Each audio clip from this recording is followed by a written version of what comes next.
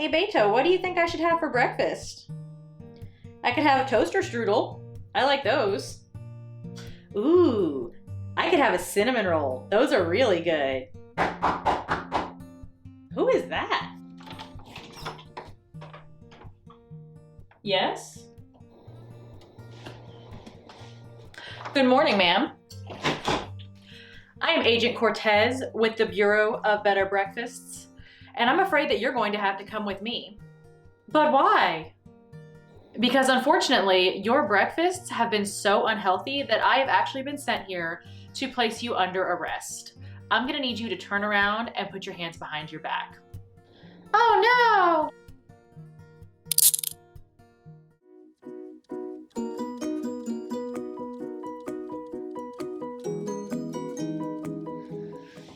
Hello, lovely humans, and welcome back to my channel, Thighs the Limit.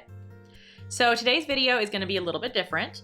Now, I don't know about you guys, but the meal that I struggle with the most for making healthy choices is always breakfast.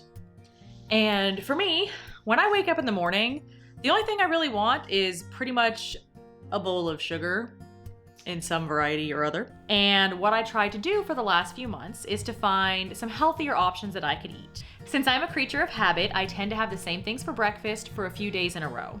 So this video is a couple of different mornings of me having breakfast, but they're not all in the same month. There's a couple from October, there's one from November, and one from December.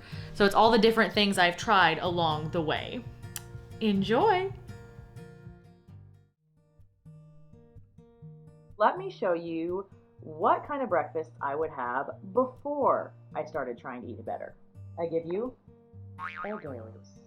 Now, normally, like back in the day anyways, I would make waffles from scratch because let's be honest, they're about 100,000 times more delicious. But again, student life, I had to go with something quick. So, egos were pretty constantly what I had for breakfast. I did look up some of the calories on this, and what I would normally have would be 2 waffles, as you can see here, and those are 195 calories. Now, what I would do, instead of drizzling the syrup on top, because I am a fiend for sugar, I would fill this guy with Mrs. Butterworth's syrup. It was good, because Mrs. Butterworth's is thick, and if you're one of those weirdos that put syrup in the fridge, then you know that it gets even thicker in the fridge, and it's fabulous. So I would basically pour about half of that ramekin full of syrup. Now, the normal serving size for Mrs. Butterworth's is 2 tablespoons. When you fill half a ramekin, it comes out to roughly like 4, which means that for my syrup intake alone, I was having 420 calories. Yeah, I know, like, holy crap. When they say don't drink your calories, that also applies to condiments, because goodness. Now, let me introduce you to the biggest area of issue for me, and that is milk. The only thing that I love more than, sugar is milk. Like, I used to drink it with every single meal. And I don't mean like I drank a normal little glass. This ginormous thing, also known as a Fuzzy's taco cup, they're huge cups. I would have 2 of these suckers with almost every meal. Breakfast, I'd probably have 1, and that was assuming I was not having cereal. This ginormous cup holds 4.5 cups of liquid. If you're doing the mental math, that's a lot of calories just from milk. Even when I switched to skim, which was one of the first things I did, skim is still 80 calories for 1 cup. And that thing holds 4.5. It was delicious, but not exactly worth it when basically your breakfast altogether, my breakfast altogether, when I had that milk, was 975 calories on a daily basis. It was either that or a bowl of cereal like the size of my head. No. When you're supposed to be having 1,700 calories to be able to lose weight, you are basically screwing yourself if that is your breakfast. When I had this for breakfast, I was hungry within like 1 to 2 hours because it's essentially Carb City. Gotta have a little more substance to your breakfasts. So that is my goal today.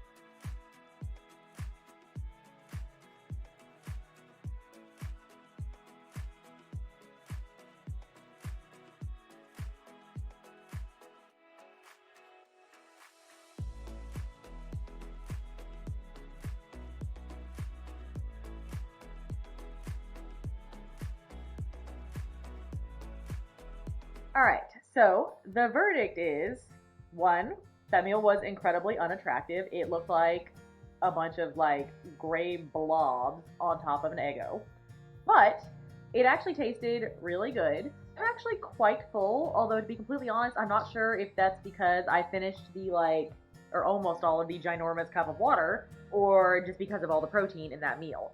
I would say either less water next time or maybe just one Eggo. I also would not mind switching out the Eggos for the Kodiak brand waffles that they have at Walmart.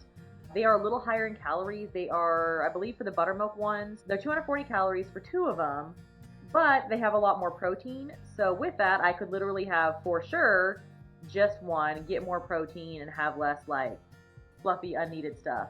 I'm actually really curious as to how long this full feeling is going to last, because normally with just Eggos and syrup, it's literally like an hour, maybe 2 hours tops. So we'll see how long it lasts.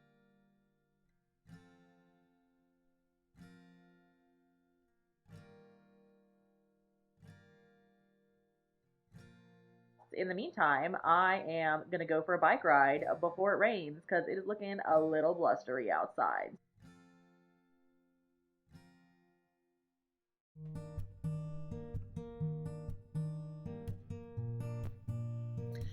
Good morning, guys. I have been up since 4 o'clock this morning for absolutely no reason.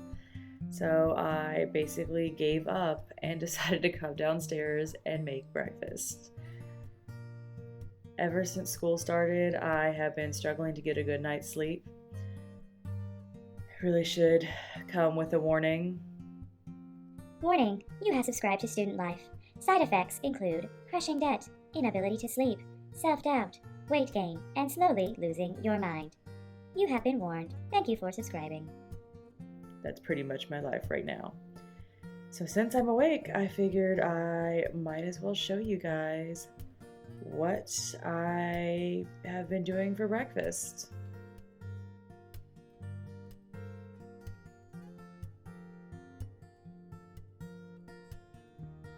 So that is my kind of sad little breakfast. Whenever I first started this journey, I was using a bread that wasn't as healthy. It was about 120 calories per slice. We switched to an organic bread that is thinly sliced, so it is only 70 calories per slice. And I've been using some plant butter rather than regular butter, so small upgrades in terms of quality here and there. I usually have a probiotic with my breakfast just because it seems to help things, digestively and whatnot, and a fruit. So on this plate is a pear.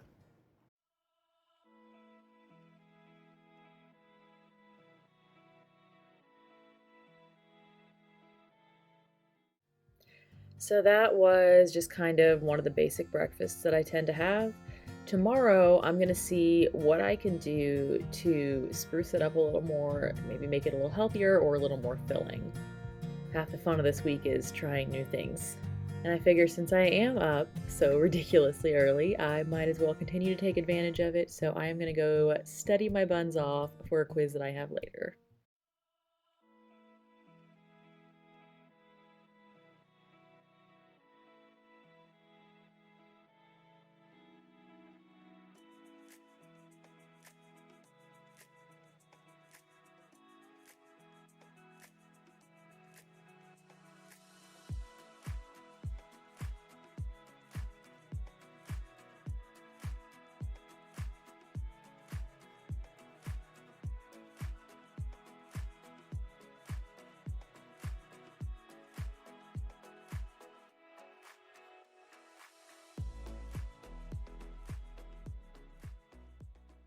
So obviously that was not the prettiest looking omelet of all time.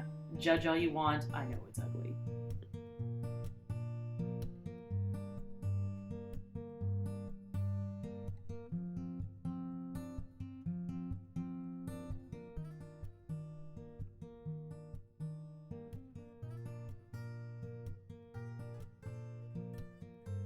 Good morning.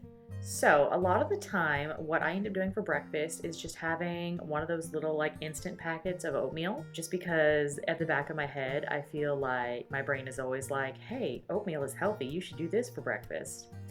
But those little packets tend to have quite a bit of added sugar, and they're not really very filling. It's pretty small. So I'm going to be trying, my oven's letting me know it's ready. So I'm going to be trying something a little bit different this morning. And I'm going to be making a baked oatmeal in hopes that maybe it'll be a little better tasting and a little more filling.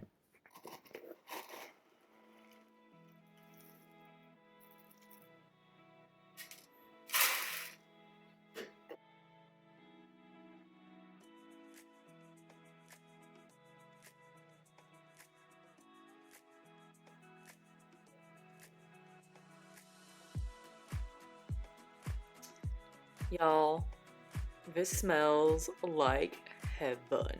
Oh my gosh. I hope it is as good as it smells.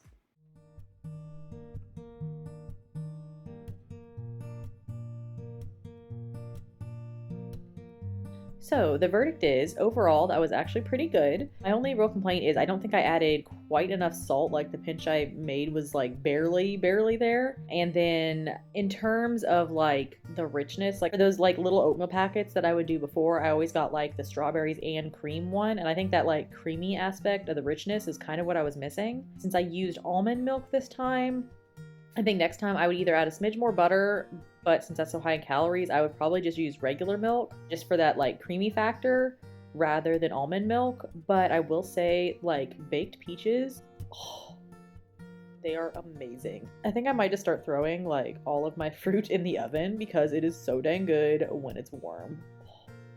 But not bad, and I'm quite full and I don't feel like I ate garbage. I also had breakfast at like 12:30 because I slept in, but hey, that's life.